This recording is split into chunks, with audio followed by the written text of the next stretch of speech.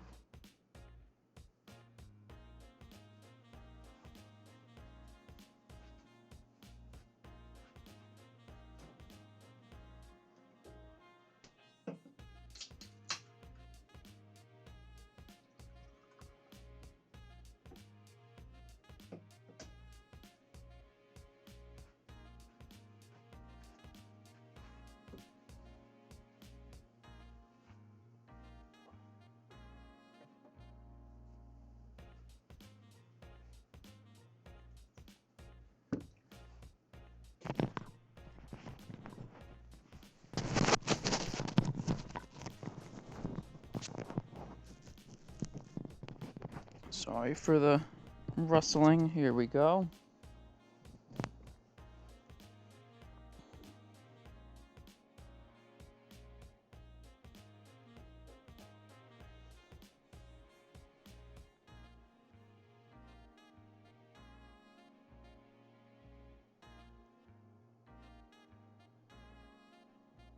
If you guys can hear me in the background music, just post something in the chat. Just want to make sure the audio is coming through all right.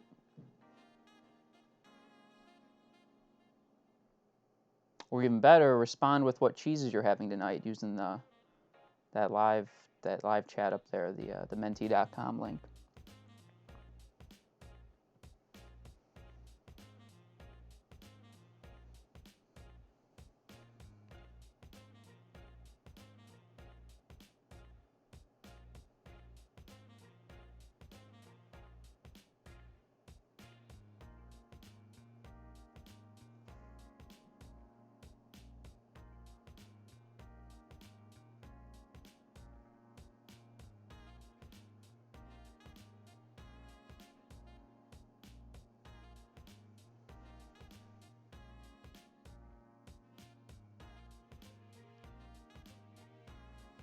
Okay, fantastic.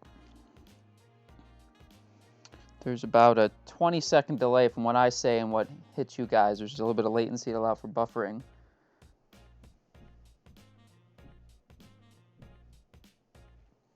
If you see me bending down, I have another computer here where I'm looking at the chat.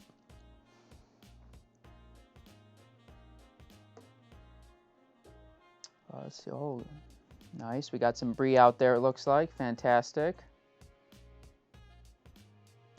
I'm a little upset that this thing automatically decapitalizes words, but you know, we have to put up with that, I guess.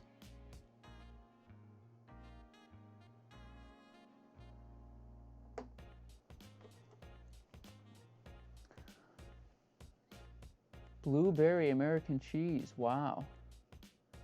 That is quite something.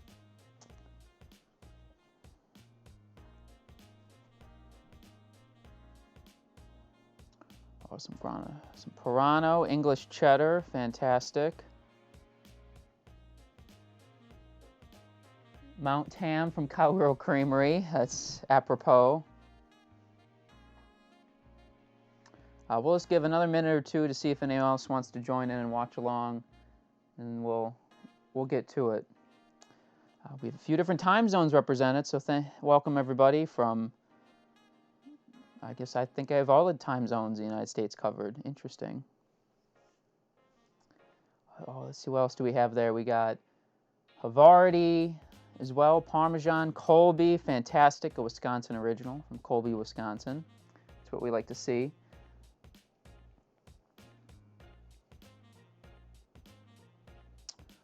Balsamic Bellavitano, now you're speaking my language. Dill Havarti. Lots of Havartis. Interesting. Very much Havarti world right now. Some words may not show up because I have a little bit of a green screen effect on to get the little animation behind, but we'll see what we can get to. Let's see, what else do we got here? Dave has Manchego, Gaelic Swiss, Tuscan hand rub Fontal. Fantastic. Blueberry cobbler cheddar from the Great Midwest, of course. That's fantastic. I had some apple pie cheddar a few weeks ago. That was very good. Smoked sharp cheddar, blue cheese, fantastic. We'll leave that a couple more minutes. Feel free, what is everyone drinking? Start posting that as well. Let's see, beverages I have tonight are some blueberry Dunkin' Donuts coffee with Splenda, just to keep me going, and then also have some Oregon Pinot Noir. Feel like I should do something somewhat bougie.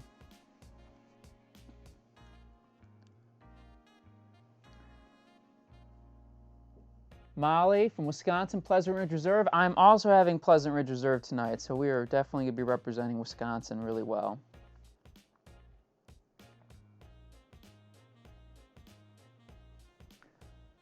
Let's see, what else do we got here? Fantastic.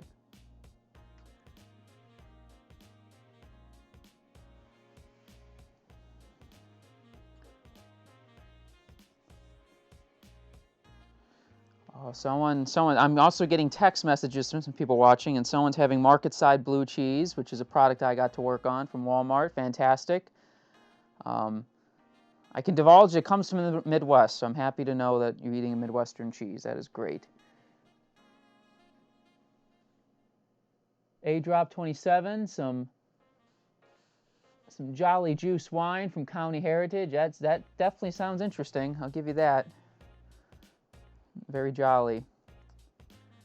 We'll start with the presentation around 8:05. Let's see what else we got there. Oh, some Traminette. That's nice. Zinfandel, Sonoma. French Lick Cherry Pie. Very good. Sparkling water going all out tonight. I like to see that.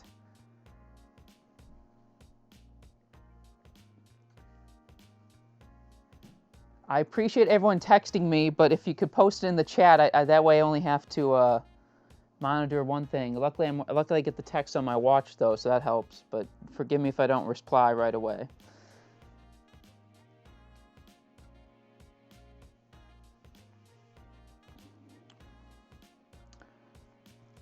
Okay.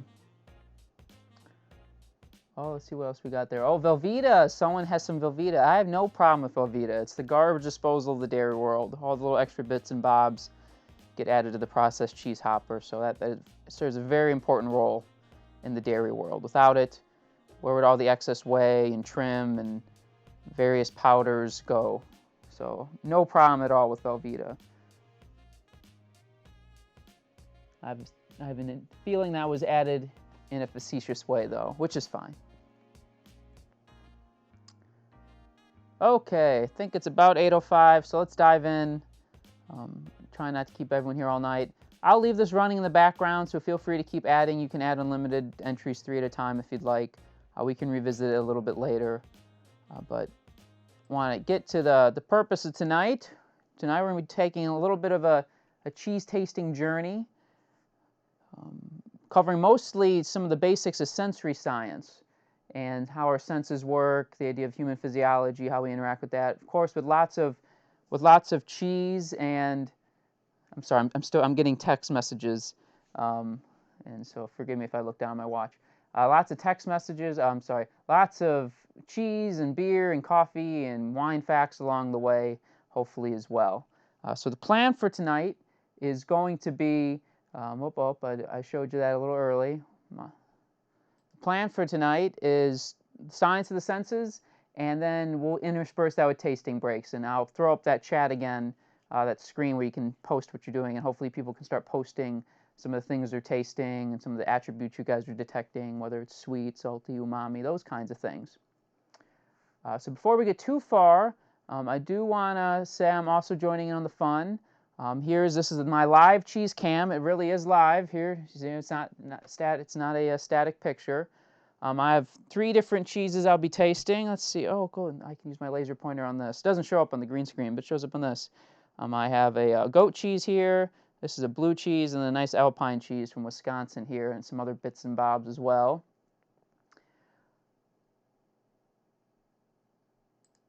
Okay. And if anyone's really curious exactly what I'm tasting, here's a labeled map of what's going on. I have Cambozola, which is a German cheese, but it gets its name from Italian and French, Camembert, Gorgonzola. It has blue mold on the inside, white mold on the outside. Very interesting hybrid cheese. No problem with hybrid cheeses. It's one of my favorite cheeses. Pleasant Ridge Reserve from Wisconsin. That's this pale grass sort of straw-looking one right here. That's an Alpine-style cheese based off of Beaufort from France. So think of sort of like a Gruyere kind of feeling to it.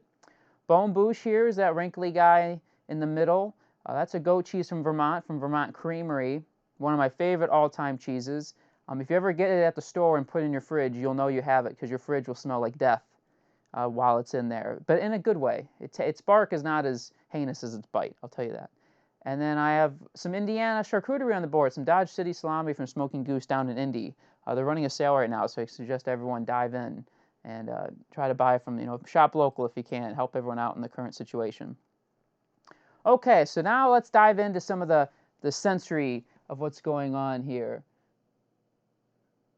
Oh, look, I'm going to check in on the chat periodically, and it looks like Steven has a future cheese scientist in the making. I love to see that. So when we think about sensory and how we're perceiving different things, it's often useful to think in terms of thresholds. There's 2 types of thresholds. There's detection threshold, identification threshold. If you look at this graph over here, I'm trying to sort of illustrate what's going on. When something reaches a certain level to a point where, aha, I can feel something, I feel a sensation, I feel something going on in my mouth, or I'm smelling something, that's the detection threshold. It's basically the physiological limit of what you can detect. That you got from your parents. It's sort of baked in. But the next level up is the identification threshold. That is, once it reaches a certain level or intensity, you can actually start to perceive and tell what it is, identify it. Now that is more movable. That is something that can be improved with training, basically. Through years and years of practice, tasting things, you can bring your identification threshold to a level that's almost at your detection threshold, meaning at any amount, you can. Oh, someone just texted me and said they got carrots for palate cleansing. I do as well, so that's great. And speaking of palate cleansing, sensory fatigue. You'll be tasting a lot of things tonight, probably, maybe some more than others. I had someone send me a picture earlier. They had their whole table covered with various beverages and cheeses and crackers and meats and all sorts of interesting things. So how to help avoid fatigue, because it's very easy to get your palate fatigued, both your nose and your tongue. If this was in a clinical setting, if you were one of my trained sensory panelists I used to manage, or if you were on a panel I was running, the first rule is you usually don't try to actually consume anything. You spit everything out. Twofold, you do have taste receptors at sort of the back of your tongue, your throat, even some in your lungs, actually. Things like bitter has to do with detecting poison, those kinds of things. So that can sort of get stuck back there and really carry over some interesting flavors. We call it carryover. But also, the fuller you get, the less well you perceive. That's just a human physiology thing. People who are hungry can perceive a little better. Your body's more attuned. It's sort of that fight or flight response, if you think about it that way. And then palate cleansing between samples. That's what we're doing a lot tonight. The idea is you taste something, try a beverage with it, whether it's water or beer or wine, what have you. Try to basically wash out those taste receptor cells. I'll have a diagram later of the tongue. The tongue is actually like a canyon. There's lots of little nooks and crannies, so it needs to be washed out. Your saliva could do the job, but it's no reason you can't help it along a little bit. So before we dive into some more specifics, want to talk a little bit about different types of sensory ability and some basic general sensory things. The more you taste, the better you get at it. That's pretty common. Your acuity does decrease with age, slightly. I hate to say it. It's not to the point where you stop tasting everything, but you're just not as acute. I mean, your reflexes go. You start losing hearing. But it also affects things like your mouth and nose as well. Other senses are affected in addition to the traditional, elderly ones we think of. As I said earlier, the hungrier you are, usually you can perceive more, and the reverse is also true. The more satiated you are, usually you're less keen on perceiving things. There's different types of sensory tests out there. There's descriptive tests, which is sort of what we'd be doing tonight in a less prescriptive manner. The idea is you detect what's there and you basically rate how intense it is, not paying much attention to whether you like it or not. And there's hedonics, if you know hedonism, the idea of degrees of liking, how much you like, and that's usually done with people off the street. You train people if you want to perceive specifics of a product. If you just want to get an idea of if people like it or not, you just take people off the street. I cannot go more than a few slides without a graph. Anyone who's seen me present before knows that about me, so we're going to keep that up this time as well. One thing I do want to mention is here's some data I pulled from this paper about almost 20 years ago now, wow, showing the difference between basically if you're old or young. In this case, old was, I think, 65 plus, young was 35 and younger. And the detection threshold here, these are just an arbitrary number from a 0 to 10 scale. As you can see, across the basic taste here, a lower number here means you were able to perceive it sooner before it got to a higher level. So as you can see, there are differences amongst everything, but it's like I said, be not afraid. Even if you're a little up there in age, you can still taste things. You just may not be able to pick up as many minor nuances as someone, fresh out of adolescence. Of course, they may not care or pay attention either. So maybe there's a lot of mental aspects on this as well. You have more experience with that. You have more experience if you've tasted your whole life. So even if your threshold's a little lower or a little higher, you probably make up for it just with practice. So no need to be concerned. This is a really cool example. You can even try with yourself sometimes. Here it's a similar concept to what I showed you last time, except now the blue lines are people who have not been eating, and the red lines is they've just had a meal. And you see it's almost a twofold difference. People who were hungry were able to detect things at half the level of people who were just ate. And that's true, I think, of anything. I think we think about it at the end of a meal, at least from a liking point of view, it usually doesn't taste as good anymore, right? It could just be you're tired of it. It's also because your body's sort of becoming immune to that stimulus a little bit. You're not picking it up as keenly as you would have been. Oh, thanks, Sam. Sam said this lesson has been fermented into perfection. Well, thank you. We'll see if we can keep that going. Hopefully it's an aerobic or an anaerobic fermentation. We don't want any interesting byproducts like butyrate. Okay, so now let's go get into actually what sensory is. We're going to be talking about the 5 senses tonight. There's more than 5 senses, by the way. These are just the ones we talk about in terms of food a lot of times. There's different. If you close your eyes and put your hand in front of you, you can tell where that is in space. That's a sense. The sense of balance is a sense. Nociception, the sense of pain, is a sense. But these are the Aristotelian senses, so to speak, the ones we classically think of. And I, in my dystopian way, like to think about us as basically a nice, well-equipped laboratory. We have all different sorts of machinery. We have colorimeters, we have texture analyzers, we have supercomputers of our brain to analyze all this information and make sense out of it. Normally, you could easily spend upwards hundreds of thousands of millions of dollars to equip a lab, but judging by how actuarial tables look, we're much cheaper than that. So you're a bargain as far as analytical equipment is concerned. I want to talk about what a defect is and what an attribute is. You're going to taste some things tonight that you may not enjoy. That could be that they weren't supposed to be in that cheese and they are in that cheese, or it could be you just don't like it and it's a personal preference. That's really what pairings are at the end of the day. They're a personal preference. For example, a really classic pairing is champagne and brie. That's one of the most classic pairings ever. They come from a similar region in France, so it sort of makes sense from a geography point of view. But I don't like champagne. So anything you pair with champagne, I'm not going to enjoy, even if it's a classically well-liked pairing. And I'm sure there's folks out there listening who feel a similar way as well. But what an attribute is any characteristic. A defect is one that it's not supposed to be there, or it's at the wrong level, or maybe it's supposed to be in one cheese but not the other. My favorite example, is those of you who know me well, is I love talking about cheese crystals any chance I get. And one example I love to show about an attribute versus a defect is calcium lactate crystals in cheddar. Anyone who has an aged cheddar out there may notice sort of a white haze on the surface, as you can sort of see on this cheese here. That's not mold, that's calcium lactate crystals.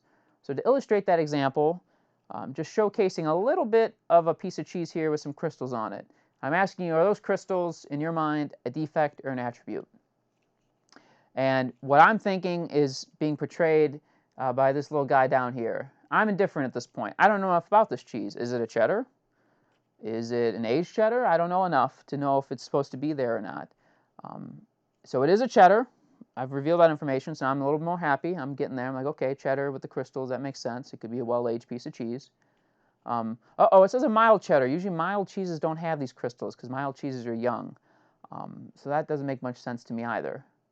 And then, oh no, I see the full package. I see the full picture. This is slice on slice cheddar cheese you'd find in the dairy section of a grocery store. Seeing those kinds of crystals on there is not what you'd expect. This cheese is really young, relatively high in moisture. So the reason these crystals happen is probably because it was made improperly, or more than likely it was abused at retail. Lots of temperature cycling, which sort of exuded moisture and then created the perfect little petri dish of crystal formation, which is good in some ways, but not in others. It's really fun for people like me who go to the store and buy all these defect cheeses to take pictures of. That's always enjoyable. So now let's move into the five senses. Sights you eat with your eyes, that's a cliche, but it's also very true. You'd be surprised. Almost everyone listening, I can guarantee right now, if I blindfolded you and gave you a white wine versus a red wine, you'd not be able to taste the difference. You wouldn't be able to identify just from taste what a white wine versus red wine tastes like. I know I can't, and I've been trying to train myself to do that for years. It's just one of those things. Sight's a really important part of the whole entire sensory picture, so to speak. My favorite question, I want people to post in the chat. Just given this information, there's a white cheddar on the left and a yellow cheddar on the right. Which one do you think would have more flavor? Let's see if we can get any participation here.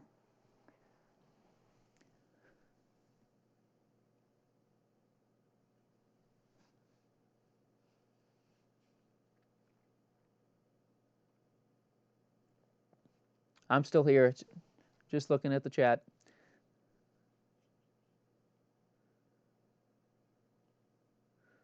Okay, slow to respond, so we'll keep going. Maybe some folks will post as we talk about our first taste pairing.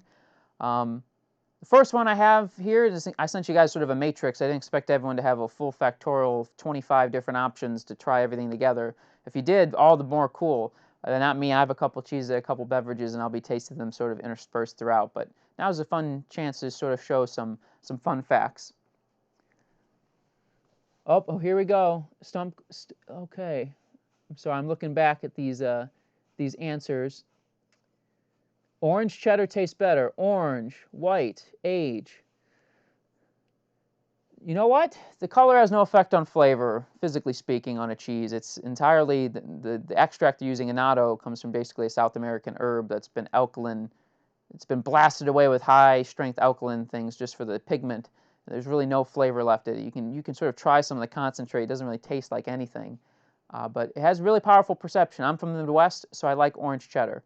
When I see a white cheddar, I make assumptions. I think it's we made in the Northeast style, which is really high in sulfur notes, which we're going to be talking about here in a minute. So that's very interesting. But it depends where you are. If people who are born and raised in California, a mild cheese in Wisconsin would be really sharp to them.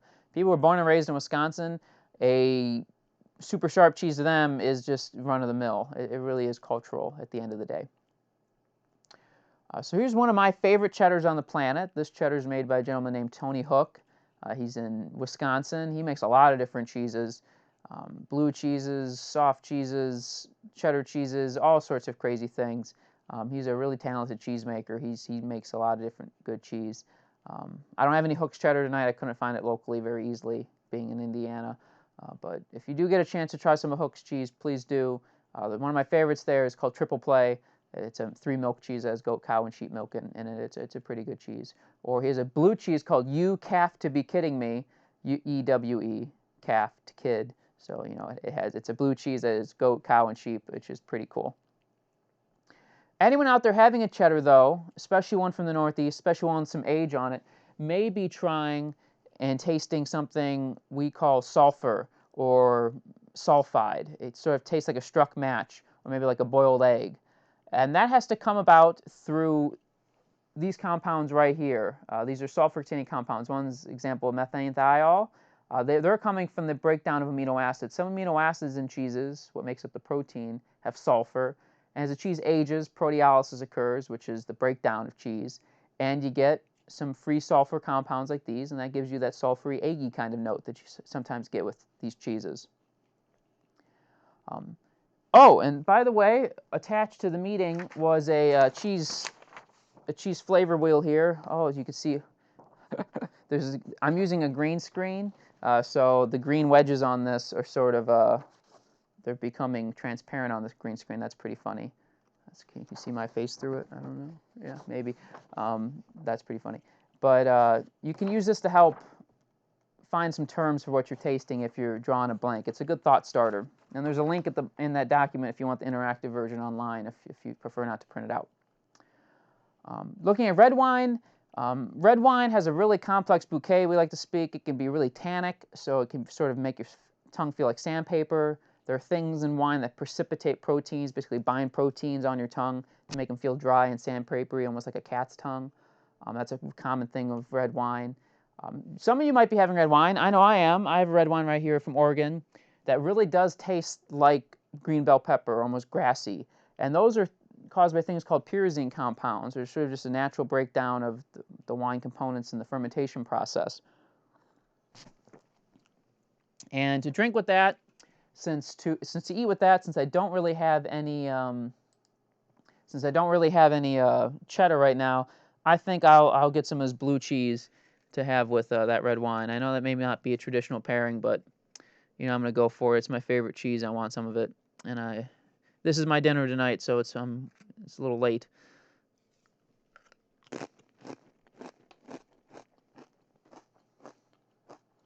I have no idea how loud my chewing is for everyone right now. Hopefully it's not too bad.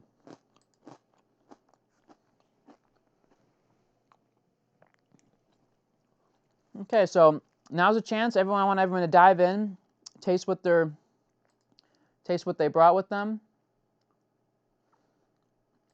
or what they have in front of them, and we're going to see if you can go back to that link. I'll throw it up on the screen here. And I want to see what everyone's tasting. So grab some cheese, grab some of your beverage, try them together. You can post in the chat. You can go to the menti.com thing up here, and post what you're tasting. I'd love to hear what everyone's tasting right now.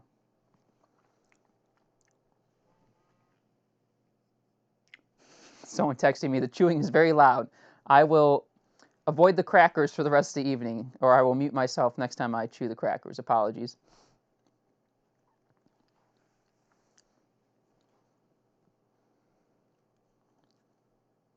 Oh, and I am using a green screen. When I was practicing this, I kept catching it. So if you ever see something like this go on, just know that it's not like a time warp or anything. It's just you get to see my crystal poster behind the green screen. Oh, someone's doing some red wine and blue cheese. Exactly what I did. There you go. Let me know how it turns out. Also great with blue cheese is blueberry coffee with Splenda from Dunkin' Donuts. Oh, someone has Colby with the plastic aftertaste. That's unfortunate. That's a common misconception. We think the cheese is getting the flavor from the plastic it was in. That's usually not the case. The plastic itself is pretty inert. That plastic flavor is usually due to light oxidation or just oxidation in general. The plastic's clear, so sun can hit the fat, oxidize the fat, and you get some plasticky cardboard, almost crayon-like flavors. Cabot white cheddar, good old Cabot, ex-employer of mine, with some Cab and Ozark cream stout, fantastic. Caveman Blue, one of my favorite blue cheeses, based off the West Coast, up in Oregon. That's really nice. That's a good point. Someone says smoked cheddar amplifies the taste of the Cabernet, which is, the smoky notes of the cheddar may pick up some of those smoky sort of medicinal notes in the wine. Definitely. Cheddar and red blend. Cat pee, petrichor, baby vomit. I think those are what people are tasting right now as far as flavors, not they're actually eating those. Interesting nonetheless. Yeah, catty is actually a common flavor in some cheeses. What we usually call, I didn't think this through, I'm in the way now. Good old well water. Someone's, oh, that's great. Well water can have lots of minerals in it. Interesting flavors there as well. Someone's very fancy. Burrata with ramp pesto. Ooh la la. Rory, is that you? Rosie? No, I'm joking. I have some friends who, I have some really intense foodie friends who are watching, and they're probably just rolling over and rolling their eyes at the board I put together. Bourbon with Velveeta mac and cheese. Now that's more my speed. Okay. Almost a half hour in, and I've only covered maybe a tenth of what I wanted to. So we're gonna keep chugging along, and I may skip past some of the stuff that's not so interesting here, because this stuff's really fun though. Before I forget, I'm gonna go in here and clear away some of these responses,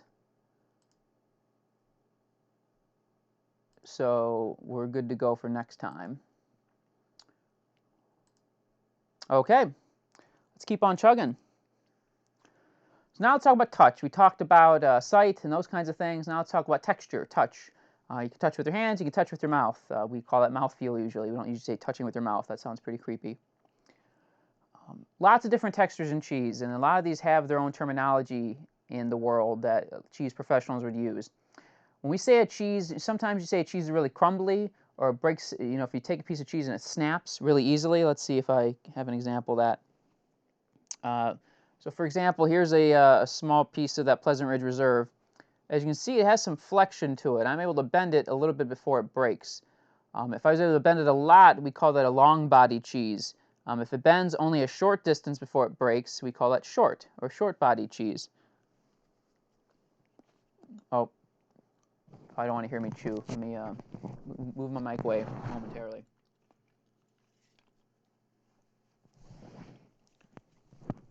Or actually, I could have just muted myself. That probably would have been much easier. Kate in Arkansas is saying they're having some Fairlife and some cereal in true Pat form. I'm a huge cereal fan. I'm happy to report, though, I haven't had any this year yet. Trying to get my 1-year card, so to speak. Jared has a great question. How do artificial sweeteners like Splenda affect your sense of taste? That is a really good question. I don't really know a good answer to.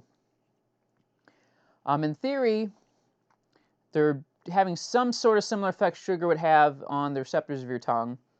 Whether the resonance in those receptors is different, I don't know. Someone maybe knows that. Long term, though, I don't think anyone's really checked into that. That actually now has me concerned now that I'm thinking about it. Who knows? I know intestinally speaking, it's basically a foreign object to your body. It passes it right through, but repeated exposure to high-intensity sweeteners could have some interesting effects. That's something for me to research. This is a great question, Jared. Now you have me a little worried. My palate's going to be wrecked in 10 years because I live on artificial sweeteners. Pretty funny. Okay, so dive right back into tasting. I know you don't want to hear me talk too much. So for this one, let's try maybe a goat cheese. Here I have a fresh cheese. This is just some fresh Chev from Vermont Creamery, up in Vermont, Websterville, Vermont. The president of Vermont Creamery here, Adeline Drouard, she's also an executive vice president for Land O'Lakes. Land O'Lakes purchased Vermont Creamery a little while ago, and her husband actually is one of the higher ups in R&D at Emmy Roth in Wisconsin. They're really like a huge cheese power couple, really great people, and they make some fantastic cheeses. The Vermont Creamery does. I have one on my board tonight. If anyone's curious how goat cheese, they do a lot of goat cheeses, how goat cheese gets its unique goaty animalic characters, all to do with the fat. In cheese, there are things called triglycerides. That's how fat are formed. Triglycerides because of I'm mirrored, so I have to get my directions right. 1, 2, 3 fatty acids. Lipolysis occurs, which is basically the breakdown of fat. And some of those fatty acids are in higher amounts in goat milk, and when they get freed and they interact with their nasal passages, they taste and smell like a goat does. They give that animalic character, which some like, some don't. Sometimes I find it pretty soapy. That's why I don't really like fresh goat cheeses. Like it's really intense. I do like aged goat cheeses, though, and that's what I'm trying tonight. And sort of that soapiness goes away for me. I get more of the interesting sort of animal-like characters. A classic pairing with any goat cheese is usually some white wines, just the acidity balance as well, at least that's what people say. The main acid in white wine is tartaric acid. If anyone uses cream of tartar for baking, this is tartaric. It's just another word for cream of tartar. It's tartaric acid. And citric acid is also found in wines. It can be found it's found in lots of products. It's found in cheese even sometimes, in milk at least. But what's important here is these alter the structure of the casein micelle, the building blocks of cheese. Basically breaks down the protein, as you can see here. And that breakdown of protein now can help emulsify things. That's how fondue is made. So when you add white wine to a fondue, it's not only because of flavor and not only because of moisture, you're adding a key ingredient, the tartaric acid, which rips apart the protein to help bind up that fondue into a nice silky mixture, not a separate oily mess. And making processed cheese, we do something very similar. We don't use tartaric acid, it's expensive. We use things like citric acid or sodium phosphate, phosphoric acid, which accomplish the same exact thing, which is pretty cool. Okay, so let me go back to my board. Now I think I'll have some of this goat cheese since we were talking about it. This is bone bouche. You can see it's really soft. That has to do with the mold they're putting on the outside. That creates a pH change on the surface, which affects mineral migration, all sorts of fun stuff. Before I put this in my mouth, I'm going to mute myself, though, so you don't have to hear me chew. Let's see.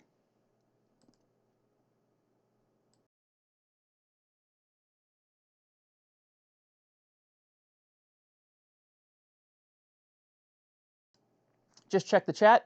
Jessica said, should the balsamic Velovatano have crystals? It definitely should. It should have things called tyrosine crystals or leucine crystals.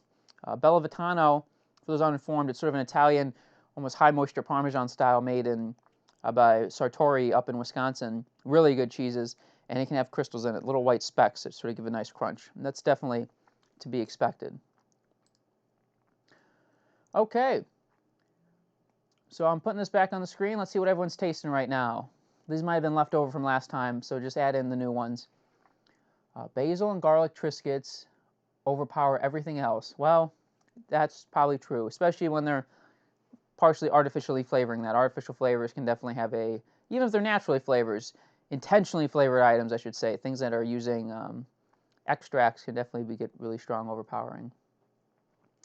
English cheddar with some bitterness. That bitterness is due to the protein breakdown I mentioned earlier. Not only does it affect texture, forms things called bitter peptides. Some protein pieces taste really bitter to us, Jared brought it up, but I'm wondering the same thing. We taste a lot of bitter substances now, more so than we have as a species in the past. Dark coffee, dark chocolate, IPAs, you name it, we love bitter things. And bitter always meant for us as a species poison. That's why we're so acute to it. That's why we can really detect it. So I'd be curious as to what that's going to do to us long term. As our progeny proliferate and we slowly mutate, I wonder if we become less acute to bitter. Ooh, someone's tasting baby vomit. That's an example of a fatty acid, butyric acid. That's a really short chain fatty acid. Let's see, I don't think, I left my chemical models in the other room, but it's basically caused by breakdown of fat. Some fresh goat cheese, grassy and sweet, definitely. We'll be talking about sweet in a second. Chocolate and Parmesan, that sounds interesting. I think that could go pretty well together. Parmesan can have sort of that fruity flavor, so chocolate and fruity flavors usually go pretty well together. I almost get like a roasted pineapple.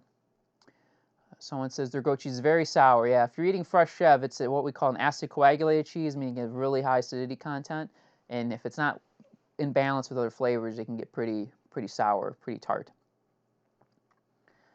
Oh, now someone's showing off. They're picking up diacetyl or buttery flavor from Mondavi Buttery Chardonnay. Nothing but the best from Robert Mondavi, right? Oh, thank you. Someone says I'm looking good. Appreciate that. Last thing I want to do is cause anyone to lose their appetite by watching me on the screen. Let's see. So, fantastic. Okay. I think we're going to keep on chugging along. Feel free to taste along, monitoring the chat as we speak. Fantastic. I'm going to clear these away so we have them for next time. I think I have about 4 more of these. Hee-haw and laughing cow someone's tasting. That's funny.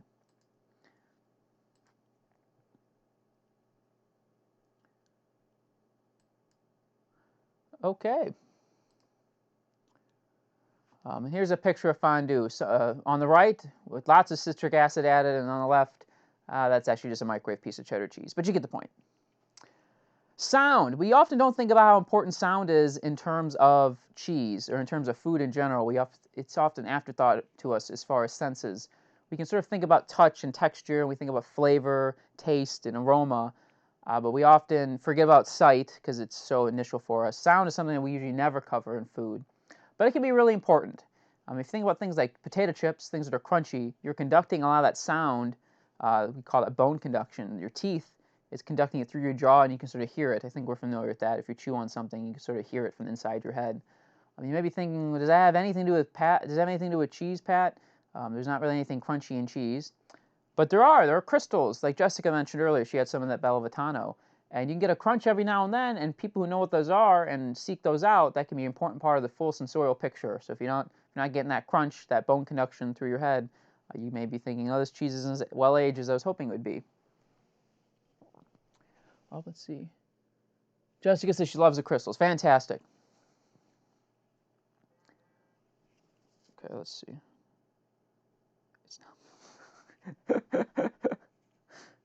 People are just. Someone said, "Don't put yourself down, Pat. It's not becoming." Well, thank you. I'll keep you anonymous who said that, but I appreciate you saying that. That's pretty funny.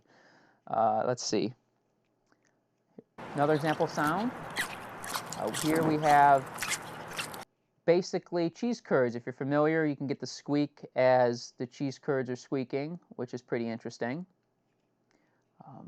Not sure if you heard that. I recorded myself chewing some cheese curds several years ago now, and hopefully you're able to hear that. I actually have myself muted, so I can't really hear any of the background noise that's going on. So if you are hearing the squeak, let me know in the chat. Let's see. And real quickly, I'm just going to grab a little more wine. Let everyone catch up. Feel free. Cheers. Salud.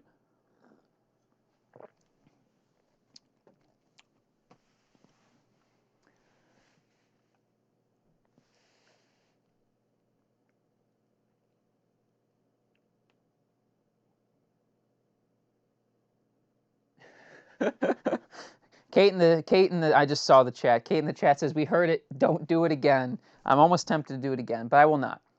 Instead, we'll do another example of sound. This time, it's not so much as a consumer, but as a cheesemaker, sound can be really important for something. So I'm going to play the sound. I want everyone to guess what it is, and then I'll reveal what's actually going on.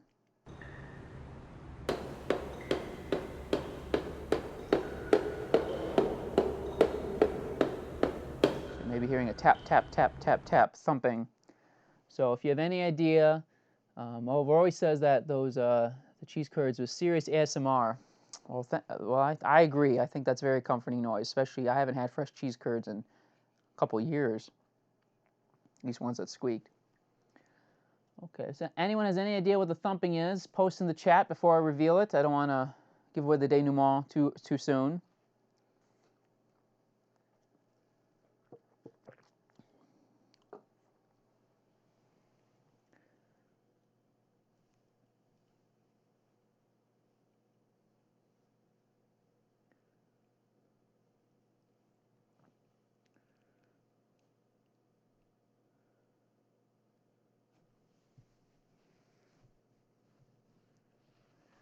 Oh, someone thinks I'm building a deck. Very close. What's actually it is a cheesemaker thumping a wheel of cheese. And he's thumping it to try to hear for eye development. The eyes in cheese that's the holes we associate with Swiss cheese. That we call them, so those eyes in the business.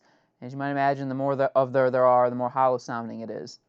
And what he's actually thumping with is what we call a cheese trier, or in British English, Rory got it right. It's too soon for a coat pet. This is what we call as a cheese trier or a cheese iron in British English. What this is used for, he's using the handle because it's actually really heavy. This handle is about as heavy as the rest of this. So he's thumping. But what the rest of this is usually used for is, as you might imagine, you sort of jam it into a piece of cheese, give it a half turn, and you pull it out, and you get what's called a plug, a little cylindrical piece of cheese. And that's how professional cheese graters, that is the thing, you get paid to taste cheese for a living. They do that all day long. And this is just an example of just a sort of run-of-the-mill trier. There are things called barrel triers, which are used for things like 640-pound blocks of cheese, which is industrially how most cheese is made. Those are some big guys, and it takes basically both arms to get those going. Pretty cool. If you go online to Nelson Jameson, they sell good cheese triers. I think Bosca sells some, but they're they're all crap. The Nelson Jameson ones are good. They're expensive though. I think these are like $200. So I didn't purchase it. An employer purchased it for me. Thank you very much. Okay. So let's keep on moving and see what we're doing. Now let's taste. I just showed you a picture of Gruyere, so I think it makes sense we talk about Alpine cheese very briefly. As I mentioned earlier, those holes in cheese are called eyes. And now what do you call a cheese without any eyes? Blind. Ha ha ha. It's actually not a joke. That's the actual term used. That is the actual technical term used in the cheese industry. A cheese that's supposed to have eyes but doesn't, we say is blind. Pretty funny, but apropos nonetheless. And what's going on there is there's lactic acid in cheese. That's made by the starter cultures. We add bacteria to cheese to turn lactose, the milk sugar, into lactic acid. Then other bacteria, things called Propionibacteria, Props for short, as we lovingly call them, they take that lactic acid and further ferment it into things like carbon dioxide. That's gas. And so those eyes are really just gas bubbles in the cheese, as you might imagine. And they form things like propionic acid, acetic acid, free amino acids. They really contribute sort of the nutty flavor that you get from Swiss cheeses. Or really, the Propionibacteria play an important role with there, and other things do as well, of course. Lactobacillus helveticus, which is a thermophilic starter culture, gives a lot of sweet notes, those kinds of things.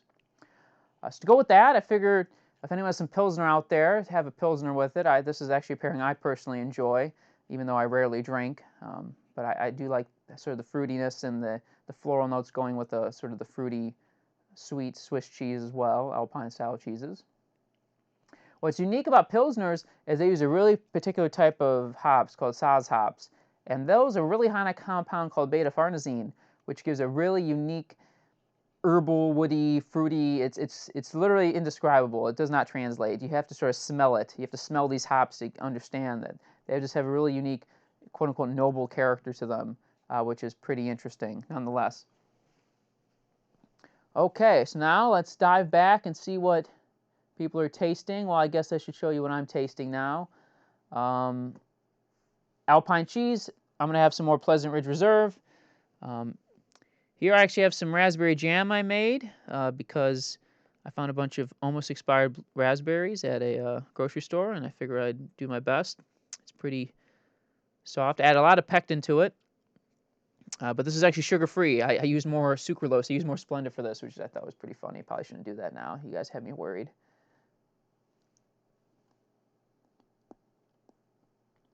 Oh, sorry. Let me mute myself.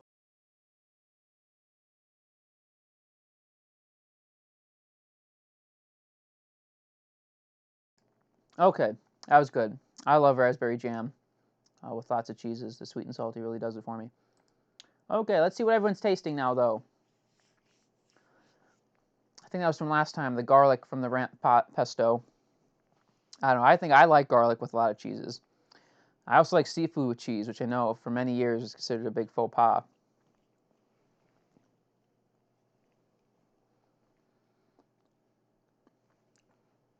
Let's see. So I'm going to add some Pleasant Ridge Reserve, which is an Alpine-style cheese, and that could be things like Gruyere, Comté, Swiss cheese, Emmental, Alpine-style, Sprins, Fontina even, you could consider maybe Alpine-style, I don't know.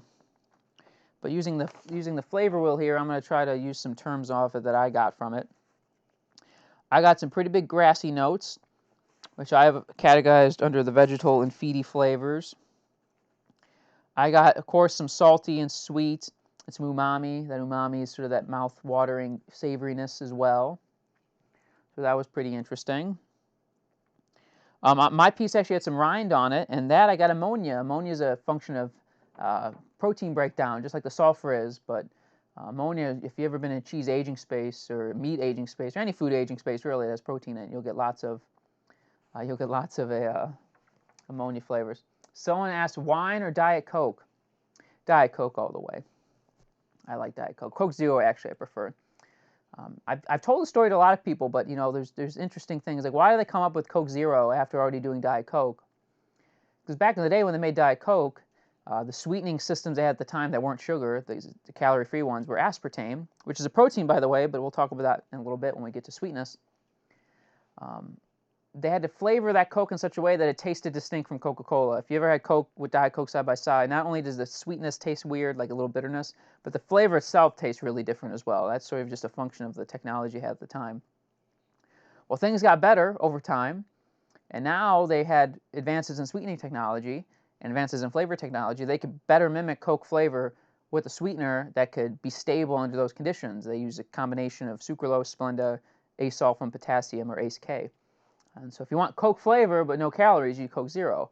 But Diet Coke became so popular they couldn't reformulate it. It has its own following. Some people, Diet Coke is more popular than Pepsi regular is, so they had to just launch a line extension. Now they're doing it for everything.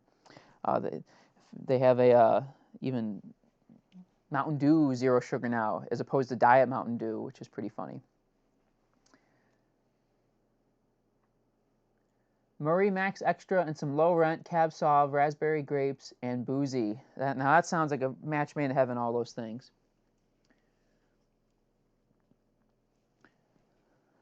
Okay, buttery, yummy, and sour, says the 6-year-old, tasting alongside with squirt soda, lemon lime. Now we're talking. Some nice citrus notes. Marshmallowy sweetness. That's interesting. That could be some vanilla going on. We have someone on watching who's an expert in marshmallows, so feel free. I won't reveal who you are, but you know who you are. Post in the chat what they might be tasting there from the marshmallowiness. And some bitterness as well. Okay. I'm going to clear those away. We're going to keep moving on, keep on chugging. I'm trying to get everyone here out of here on time. And I'd also like to actually sit down and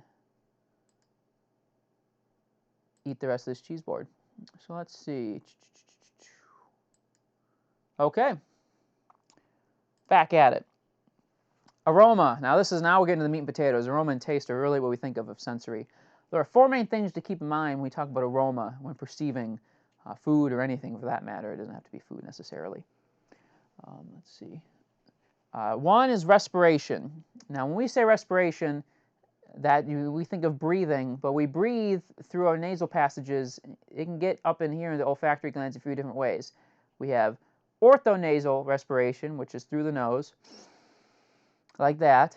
And then we have retronasal respiration, or retronasal olfaction, so to say, if you want to sound really pedantic and like an asshole a little bit. Oh, sorry, kids are watching. Sorry, Stephen. If you want to sound like a pedantic jerk, so to speak. For that, that comes up through the back of the soft palate into the olfactory passages there. And you can sometimes encourage that yourself. It happens naturally. If your nose is stopped up here, there's no airflow, so you can't get that retronasal olfaction. So that's why when you're sick, things taste really bland. There's something called frogging, which Dr. Mark Johnson at the Wisconsin Center for Air Research taught me all about. He's really good at it, and I'm trying the best. But the idea is you take air and try to force it through your nose, and it looks like a bullfrog. You go. Now, I'm not sure how much of that you heard, but if the chewing was bad, that's going to sound really bad, so I apologize. But food gives off volatile compounds. Volatile compounds are things that float off easily. Think of sort of the wisps of steam you see over a boiling pot of water. They go up into our nose, interact with the olfaction glands there. You get the aroma characteristics you're used to. And then mastication. As you're chewing the food, that's when the retronasal olfaction is occurring. It's creeping up behind the soft palate, and you're getting more and more olfaction that way as well. Temperature plays a role. Things become more volatile at higher temperatures, just like that boiling water example. If you eat cheese straight from the fridge, or eat anything straight from the fridge, this is why you're not supposed to have wine when it's ice cold either. Things aren't as volatile. You sort of get tamped down. You don't get as many high notes from it. That's why I made this cheese board at 7 o'clock. Eastern time. I'm in Eastern time, so I made it an hour before I started this. So by the time I got to it, now everything's soft. Not only is it soft and spreadable, but also the aroma and the flavor comes through much more easily as well. And then fat soluble, many aroma compounds, the actual chemistry themselves, they live in the fat. So if you have something that's lower in fat, there's less room for those aroma molecules to partition into it, and you won't get nearly as much basically aroma from it usually. If you ever have low-fat or no-fat products, you can sort of get to that and try it. To make up for that, food scientists have to do some wacky things. They have to up the dosage of flavors. They have to come up with different types of flavoring systems that are more water-soluble, less fat-soluble.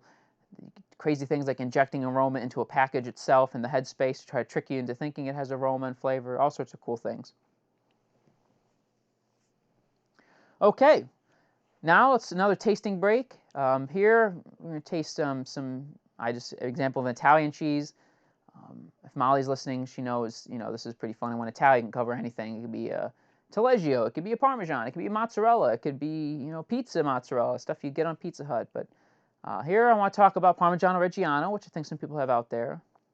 Jessica had that Bella Vitano, which has lots of those crystals. And here's what I was talking about, tyrosine crystals. That's what these little white specks are. And then sometimes you get sort of more of a hazy or those light diffuse crystals. Those are leucine. These are both amino acids, the building blocks of proteins. So as the protein breaks down, these amino acids build up, build up, build up. They become insoluble at high enough concentrations and they crystallize out. And it usually only occurs with cheeses that are old and somewhat on the drier side. Things like Parmesan, usually don't see them until 8 months plus of age. Coffee, anyone who's familiar with the coffee roasting process knows that coffee doesn't grow brown. You have to roast the coffee, and something called Maillard browning occurs. There's a few food scientists watching, so they know all about Maillard browning, named after my favorite food chemist ever, Louis-Camille Maillard, French biochemist. And what happens there is proteins and certain types of sugars react and create flavors and colors, melanoidin compounds. The same thing, same class of compounds that give skin pigment can also give these pigments and flavors as well. And this occurs in coffee. This is why steak goes brown when you cook it. This is why bread gets brown when you toast it. This is a really important reaction. Anything that's protein and sugar will basically do this. And lots of foods have proteins or amino acids. And there's lots of sugars around as well. It needs a certain type of sugar called a reducing sugar. Table sugar, sucrose, does not fit in that category, so it has to be something else, like glucose or things like that. Or ribose can do this as well, and that makes up DNA and genetic material, so living organisms are chock full of it, for the meat example.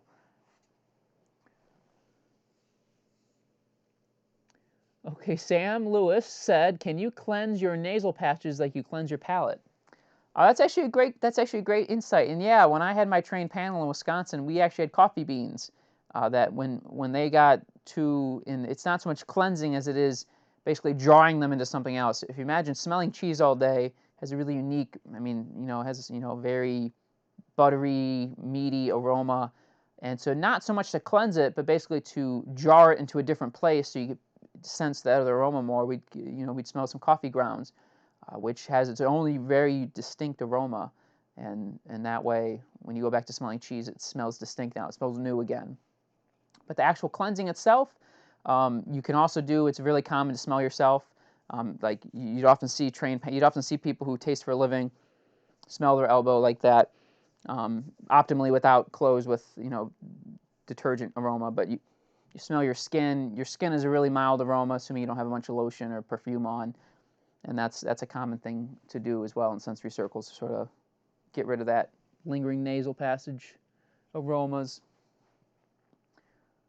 Okay, let's see. For this, I'm gonna skip the cheese this time and have some salami and carrot. Just try to well-rounded amino acid complex here.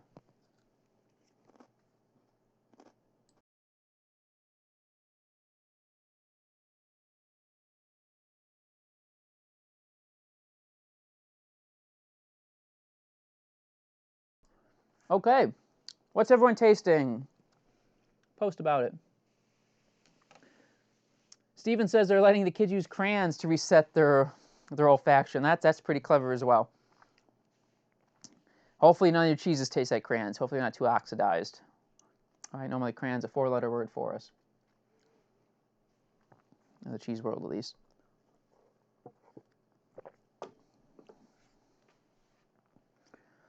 Let's see, does anyone want to talk about what they're tasting at all?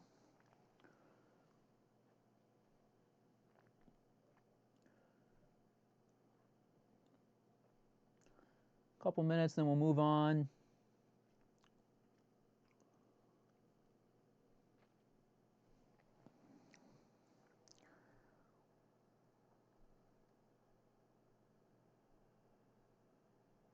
Okay, looks like maybe people are tired out, or maybe you've had enough wine at this point in beer that people are just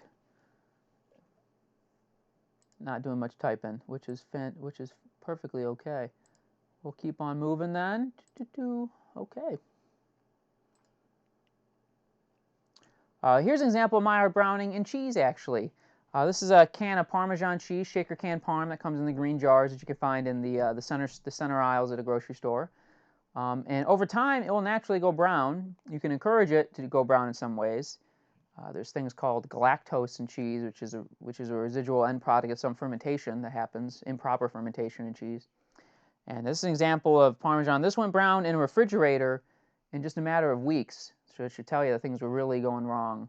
This can happen naturally over time as well, but this was it on steroids. Taste. So we talked about aroma, which happens in the nose. Now we're going to talk about taste, which happens on the tongue. These are some of the basic tastes. I think we're familiar with the 4 basic tastes. Those were all the rage for years: sweet, acid, salty, bitter.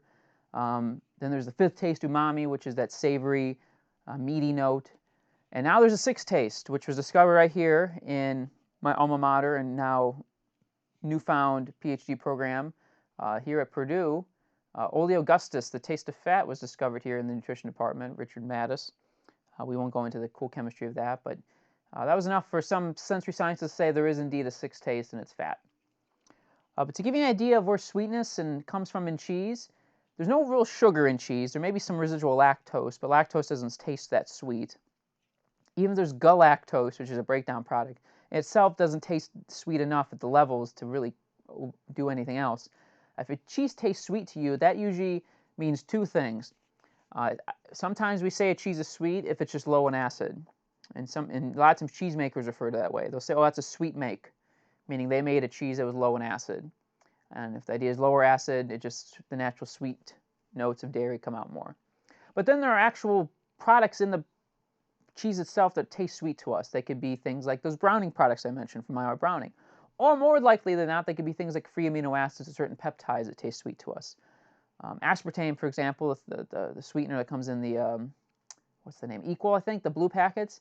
That's a dipeptide of phenylalanine and aspartic acid. It's basically a little protein that tastes sweet to us, and you can easily find that in cheese as well.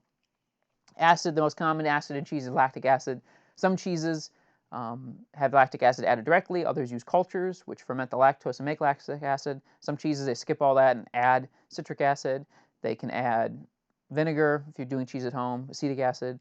Some even pre-acidify with carbon dioxide. As they're piping the milk into the tank, they'll infuse CO2 into it. It's almost like making soda, and that CO2 dissolves and forms carbonic acid, which acidifies the milk, and it all has to do with efficiency, which is pretty cool. Bitter, as I mentioned earlier, function of protein breakdown. Salt, we're adding salt to cheese, sodium chloride. That's basically that. You don't really add. Sometimes when low sodium products were all the rage, you'd add things like potassium chloride, which sort of tastes salty to us, but a little bitter metallic. Umami, cheese is a rich source of naturally occurring MSG, monosodium glutamate. Sodium in the name, monosodium, meaning 1 ion of sodium, which comes from the salt, sodium. And then glutamate is an amino acid. It's just a thing of proteins. It's just a function of proteins. Anything that has protein in it probably has glutamic acid. Milk has a lot of glutamic acid in it, so when you take cheese, you're going to get a lot of naturally forming MSG. And fatty acids, as I mentioned earlier, that's sort of that unique. Some of those can taste animalic to us on their own. Some people say they taste a little bitter or soapy. It depends. One thing I do want to mention is that oh, wait a second. Okay. Oh, I'm really behind in the chat. I'm sorry. The best caramel tasting cheese is that brown Norway cheese. Yes, Ski Queen, Yay Toast, and that's a pretty cool product. You ever see it? It comes in these little red blocks. Basically, it's made like candy. Basically, caramel. They pour it into the mold and it has lots of lactose added, and you're getting not only Maillard Browning but caramelization. That's how hot it's getting, like a caramel would. So that's a pretty cool thing. Let's see what else here. I have half the mind to coat it in Captain Crunch and try to deep fry it.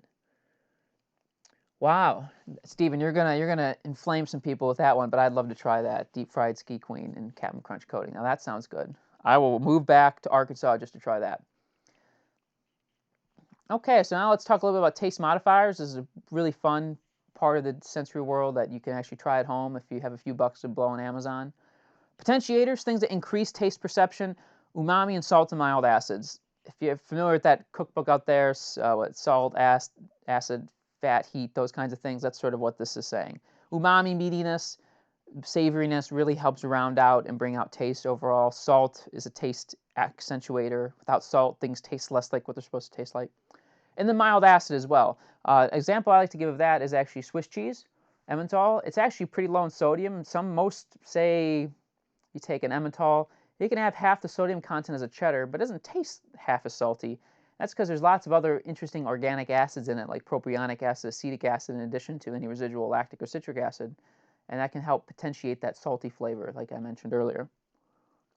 Attenuators, these things sort of can tamp down taste perception. I think we're familiar with this. Things that are really sugary or really fat can just cloud your palate, and you can't get as. And just think about really, really rich ice cream.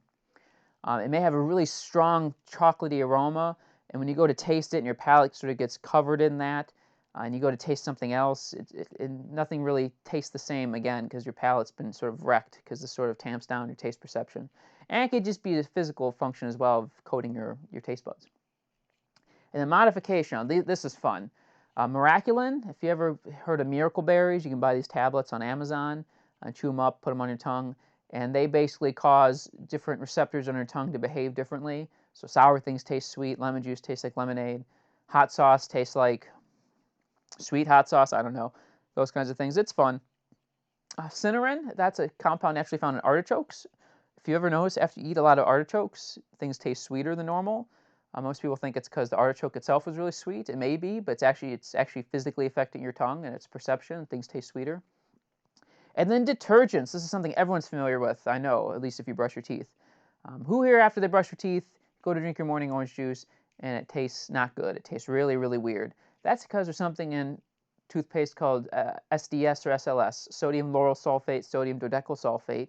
It's a detergent. It's like a soap, but it's the thing that makes the foaminess in toothpaste. That blocks sweet receptors. It binds with the sweet receptors in your tongue, and sweet things can't get to them for a while. That's why if you brush your teeth before breakfast, breakfast tastes really weird. It wears away after a while, but it does have some residual effects, which is interesting. I like to think about taste in terms of locks and keys. More than one kind of key can go into a lock, and that's exactly what's going on here. And this really comes up with sweetness, like I mentioned earlier. Most people think cheeses taste sweet, they have to be sugary, and that's not the case. Sugar is one thing that elicits sweetness, but things like sucrose, sugar elicits sweetness. Aspartame, like I mentioned earlier, that's the blue packets, the equal. Here's it's aspartic acid and phenylalanine combined. That can taste sweet to us. Sucralose, which is Splenda, which I got here, which is actually just a sucrose molecule. The only difference is they chlorinated it. They've tacked on some chlorine groups, which is pretty interesting. Reb A, or riboside A, this is the sweetening compound found in stevia leaves. That can taste sweet to us. As you notice, none of these look like sucrose, really. They're really wacky compounds, and they can all taste sweet, which is basically highlights how little we know about what's going on in our tongue, because no one really has any real... Anyone who says they know why these taste sweet to us is lying to you. No one really has any idea. Proline, which is just an amino acid on itself, found in really high amounts of some cheeses, that can taste mildly sweet to us in the right context as well. Okay, now let's talk about blue cheese. My favorite blue cheese, heck, my favorite cheese of all time is called Dunbarton Blue, up in Wisconsin, made by fourth-generation Wisconsin cheesemaker Chris Raleigh. It's a cheddar blue hybrid, so to speak. You can see some nice blue veining there. If you ever get a chance to try it, please do. It is really, really good cheese. And he has my favorite labels in the cheese business as well. And sort of the unique, so I think someone actually mentioned ketone notes earlier. Oh yeah, Rory did. Those ketone notes are really common in blue cheese. That's, if you ever smell this compound here, 2-heptanone, it smells like blue cheese. And that's a function of mold breaking down the fat to form that compound. Now, one of my favorite pairings of all time is actually blue cheese and Coca-Cola. I really love those two together. Blue cheese and red wine are pretty common as well. But just some fun facts about soda, I figure, or pop. That's when I've lived all over different parts of the country. So, born and raised, I call it pop, but now I picked up soda along the way, and now I vacillate between the two depending on who I'm talking to. But that's a fun fact about how much CO2 is in soda. But a really cool thing is nitro pouring is really becoming really popular now. I love nitro poured coffee, for example. It feels like it has cream without any. And the reason it has that creamy, the foam, I think people are familiar with that really nice creamy texture, but the beer itself can have that thick, velvety mouthfeel that you don't get with carbonation, but you get with nitrogenation. And that's due to solubility. Nitrogen is less soluble. It's less likely to sort of form into the bigger bubbles and explode, so it stays in solution, spread apart a little more, which causes an interesting interference effect on your tongue, tribiology, so to speak, the idea of what's going on in your mouth to cause those textures. Really cool stuff. Okay, so let's see. I think I'm just going to have some apple. Yeah, and maybe it's a cornichon. These are little pickles. Aldi has these on sale right now, by the way. If anyone's going to Aldi, you can get like a jar of these for $2.99. Oh, pickle is very crunchy, so I'm going to mute myself, definitely.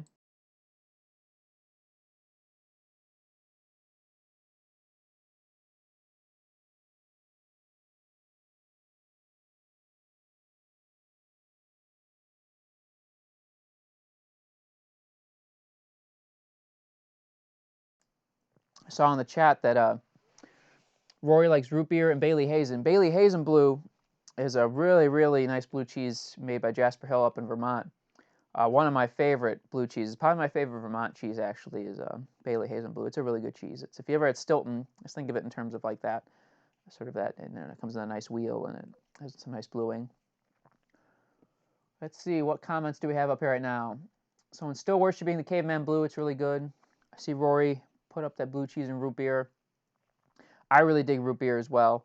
In fact, if you do like root beer, and I'm a big candy fan, I eat a lot of candy. I know it's probably bad for me, but there's these candies, root beer candies. Where did I put those? Oh, I think I ate them all. I was eating some earlier. I don't remember what brand they were, but that was really good. I love root beer, and I think it goes well with a lot of cheeses. So that sarsaparilla, almost medicine-like quality, that goes, I think, really well with the ketone notes of the blue cheese. So I really dig that pairing. Jared says Aldi for the win. Yes, I'm allowed to say that now that I'm no longer employed by the Big Blue Whale down south. I do love Aldi. I shop there all the time, even though they cause me many, many headaches. Okay, I think we have some good comments here. We're going to keep moving right along. Almost done, basically. So, I'd be remiss if I didn't bring up the tongue map. This was really, really common for many years in the sensory circles. The idea that the tip of your tongue tastes sweet, the sides of your tongue taste sour, so on and so forth. What I can tell you is that's completely incorrect. Your entire tongue can taste everything. You can prove this. You can prove this to yourself pretty good. Just get an eyedropper, fill with something, and place it on different parts of your tongue. You'll taste it everywhere. Parts of your tongue may be a little more acute than other parts, but it's more acute to everything. The density of taste receptor cells does vary throughout your tongue, but not unique to any one taste specifically. And I wondered how this came about. So a few years ago when I put the slide together, I think I put the slide together back in 2015. It shows you how bad I am at reusing slides. I want to see how this came about. It actually came about at the turn of the century, the last century, the 19th to 20th century, because of a mistranslation. There was this German physiologist, D.P. Hanig, as you can see down here on the bottom, and here he wrote, I'm gonna spare you my German. I have no idea how to pronounce that. Basically, the physiology of taste is what that says. That was translated by a British scientist, Edwin Boring. What an unfortunate name, a scientist named Boring. I mean, it's a cliche. I love it. But when he translated it, he mistranslated it. Basically, what Hanig was saying was what I just said earlier, that overall, taste reception can vary by parts of the tongue, overall, not specific to a single taste. Boring took that and thought it meant specific tastes varied by parts of the tongue. So one of the most prolific, insidious myths in the food world all has to do with mistranslation from German to English. How unfortunate. But luckily, we got that sorted out now. So here's a better way of looking at it. The central part of your tongue here has sort of the least dense, the most sparse taste receptor cells, so it tastes less of everything. The front of your tongue and the back and sides are a little more densely packed as well. And here's what I mentioned earlier. You can sort of see these are called papillae. Papillae, these are sort of the bumps you can see on your tongue. If you ever look at your tongue, it's a little bumpy. That's what these are. Embedded in the sides of that are taste receptor cells. And you can see these little crevices here. Once food gets trapped down there, it can linger around for a while until your saliva has a chance to wash it out. And that's why things can linger in there for a while. And sometimes they bond more tightly than other things. Bitterness is known for this. Some bitter compounds can bind in there really tightly, and you'll taste them for a while. If you ever don't believe me, I don't suggest this. But if you really are, morbidly curious, because I tried it, because I had to try it. If you know that compressed air you can get at electronic stores or on Amazon that you dust things with, they add a bitterant to it, a really powerful bitterant, because they don't want you huffing it, because it kills brain cells. It's bad for you. It's a drug after all. And I was like, how bitter can this bitterant be? So I actually tried some. I sprayed it in my mouth. I was on the ground crying almost immediately afterwards. I tasted that with intensity that I wanted to throw up for like the rest of the day, and I tasted that bitterness for almost a week straight until I could not taste it anymore. I used every trick in the book to try to get rid of it. So don't try that unless you have a week to kill, that you don't have to do any tasting. Luckily at that point, I don't think I was working in sensory yet, because that would have been pretty bad. Roy says Dum Dums. I do love Dum Dums. Yeah, in fact, I have some right here. Let's see. I had this one. Let's see, sugar cookie Dum Dum. There was a limited release of Dum Dum Pops a little while ago, holiday flavors like cinnamon roll, sugar cookie. I bought a bunch of bags of those at Target. They're really good if anyone gets a chance to find them. Okay, here's actually a zoomed in picture of what the tongue looks like. Now just imagine all the things that get trapped in there, and that's why taste can really linger. You may have heard that people are blind or bitter blind. That has to do with that you can't taste bitter. If you think you can't taste bitter, talk to me. I'll give you something you'll taste bitter. That air propellant, for example, you'll taste bitter. Pure caffeine, you'll taste bitter. But some people have a higher threshold. It takes a little more before they can taste it. And about a quarter of the population are what we call bitter blind. They require a little more of a bitter substance to actually elicit that response from them, which is just a normal thing. And there's another quarter of the population is a lower one, and then there's sort of a happy middle, an average. You can almost say it's a normal distribution, like most things in nature, and for this, it's definitely the truth as well. If you ever want to see this for yourself, it really is a function of how densely packed those fungiform papillae are in your tongue. Here it's with a UV, like black light dye. You could just take red food coloring, smear it on your tongue, and look in the mirror. The darkly colored patches are going to be those fungiform papillae. If you have a lot of them, if your tongue looks like the top, you're probably more in the super taster category. If your tongue is in the bottom, you're more in that blind non-taster category. If you're somewhere in the middle, then you're, quote unquote normal. At least from a tongue perspective. The fact that you did all that probably says you're not normal, but at least from tongue physiology, you are. Okay. Real quickly, how flavor is created in cheese. I know I'm about 15 minutes over time here. I'm hungry, so I'm just going to sort of blow through some of this. What's important to know is that big things don't taste like much to us. Small things taste like a lot. So protein has to be broken down to form cheese. Fat has to be broken down to form flavor, rather, not cheese. Fat has to be broken down to form flavor. Those peptides come from proteins. These can taste bitter, sweet, all sorts of things, like I mentioned earlier. That's what I'm trying to show here. Those amino acids can go on and react and cause even more flavors. These fatty acids, different lengths cause different flavors, like I mentioned earlier. Some cause the goatiness. Some cause that baby vomit, butyric acid, provolone cheese flavor as well. Really quickly, I mentioned the cheese flavor wheel. Like I said, this isn't a scientific tool, but it is useful if you ever have an interest in trying to figure out what you're tasting. It can be enough to make it click in your mind. You can usually, if you Google this, just flavor wheel for any food, you can find usually ones. Lots of foods have these made. Things like coffee, beer, wine, definitely. Wine, as you might imagine, there's billions of them. Beer as well. Coffee, there's a few. There really was none for cheese, so this is the one I made for cheese. There are ones, Comte, the specific cheeses in Europe who have, billion-dollar marketing budgets have made their own flavor wheels, but there was none that was, inclusive of all cheese types, and that's what this was trying to do. And don't use the word sharp to describe cheese flavor. You can use it to describe age, but not flavor. A knife is sharp. Cheese is not. Another graph. It's been a while since I showed a graph, so I want to show you another graph. This is pretty cool. This is where they took a bunch of people, I think 400 people, clipped their noses, had them taste something, and had another group of people unclip noses and had them taste something, and say, correctly identify what this is. Some pretty striking things. Very little difference between water, which is nice. A little disconcerting that only 80% of people could identify water accurately. That's beside the point. But you get to things that are really aromatic. Now you start to see how it becomes really impossible. Alcohol is a big thing with this. If you clip your nose drinking alcohol, you may feel the burn, but you'll get nothing else from it, taste-wise. So whiskey's a good example. Almost everyone could guess it was whiskey when they could smell, but when they had their noses clipped, it was less than half could guess accurately, which I think is pretty striking. And then you get to things like chocolate or garlic, which you think, oh, of course I know what garlic is. Without the aroma, no, you don't. It's actually pretty funny. Chocolate's the same way. If you hold your nose and eat chocolate, it just feels like, wow, this is weird, somewhat crunchy butter that melts, that has no flavor. And it's try it now if you have any chocolate. It's a pretty fun activity to actually do with kids. You can get some clothespins, big ones or not ones that won't hurt. And jelly beans are a fun example. You get those fun jelly beans, those Harry Potter flavored jelly beans that have those nasty flavors, and you give it to them with their noses clipped. They're like, oh, it tastes sweet. Unclip their nose. Ah, it tastes like vomit or sweats, and that's a pretty fun activity.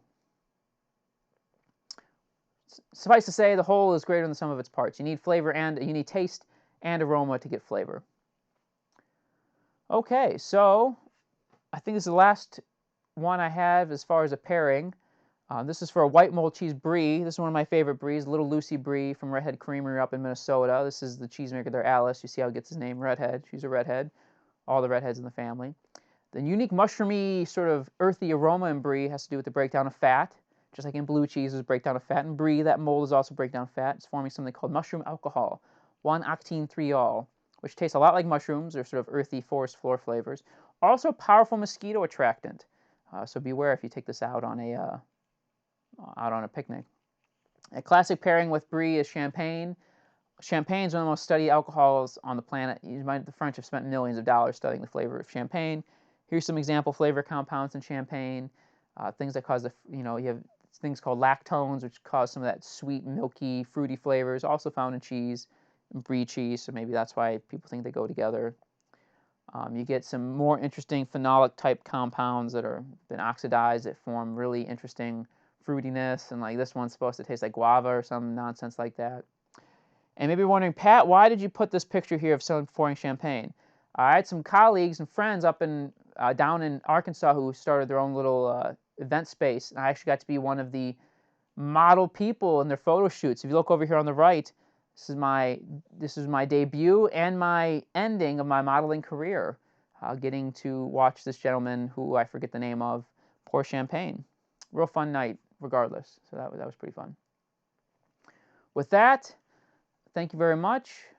Taking enough of your time. If anyone has any remaining questions or comments, you can post them here in the chat.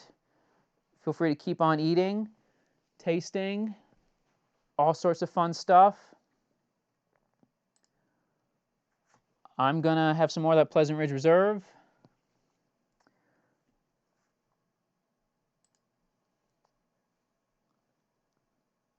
Oh, mute.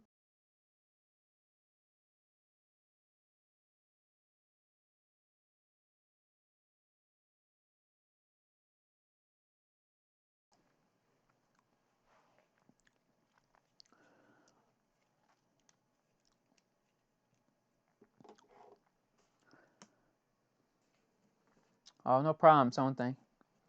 What is this? Jared is apparently paid by all... Those Germans, man, they're infiltrating slowly but surely.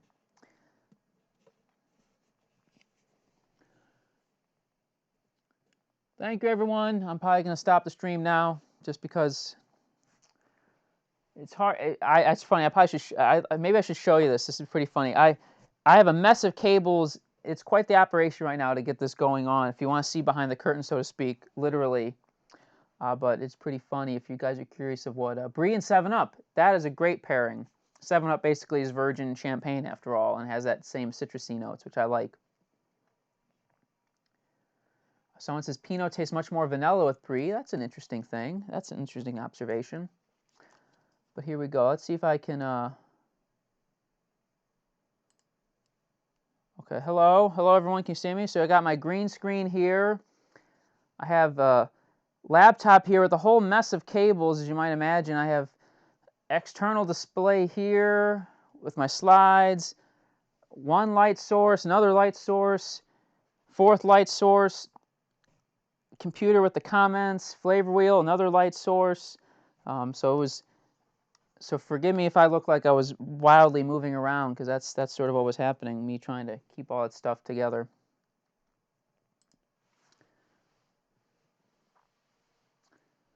Okay. So feel free to keep commenting on here. I'm going to end the stream, so I probably won't be checking this little menti.com thing, but I will check the YouTube chat. Thanks, everybody. Please enjoy your cheese. Shop local if you can. Check out cheesescience.org if you have any other questions about cheese. Thank you.